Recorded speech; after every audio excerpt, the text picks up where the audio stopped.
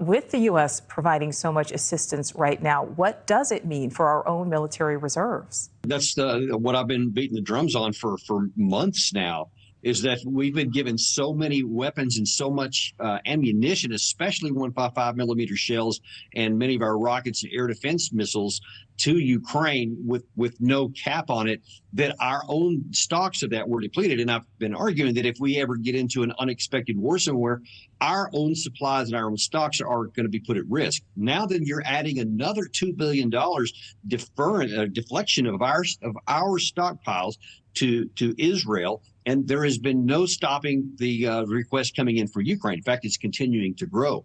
So it is the government, whether we want to or not, we're going to have to make some hard decisions, because either we're going to continue to drain our own national security capacity and give it to these other two entities right there, or we're going to have to say, hey, something's going to have to change, because we simply don't have enough. Our industrial capacity is cranking as high as it can, but it'll take years to get up to the capacity where it can handle all this. And right now, it just can't. Yeah, and I think that somebody. Yeah, sorry. No, I was thinking, because we certainly talked about this when we were just talking about the war in Ukraine. And as you said, now we are adding yet another war.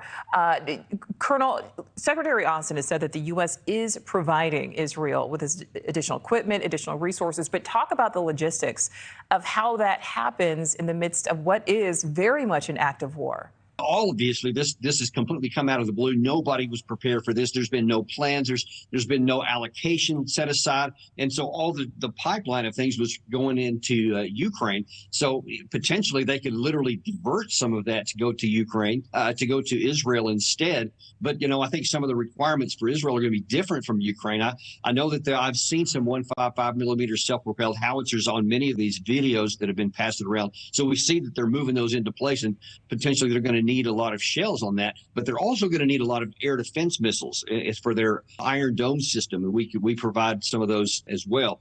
And so again, that's just going to continue to drain our stockpile, and I just don't know that we have enough to be able to react that fast to what Israel needs right now. Right, which is potentially very scary here, Colonel. The Secretary also said that the U.S. maintains ready forces globally to further reinforce a deterrence posture. So that is military speak. What does that really mean in layman's terms? I mean, how likely are we to get involved in this? Well, we darn sure better not be getting involved in any kind of fighting anywhere unless the United States is attacked. I mean, that's the reason we have the ability to project power. That's the reason we have global forces, in all quarters of the world. And they're stockpiled enough to react to something that happens on short notice, but we don't have enough to sustain operations anywhere. It would take a significant ramp up and pulling out of things of our own stockpiles in ammunition and equipment elsewhere, even to be able to sustain for us. We have the ability to respond to different, any kind of a contingency or unexpected things, but that's not going to be sustained. And so it is not in our interest to get involved with any kind of war in the Middle East or anywhere else right now, for that matter. And really quickly, Colonel, we only have about 20 seconds left, but what does this potentially mean for the war in Ukraine and the aid that we provide?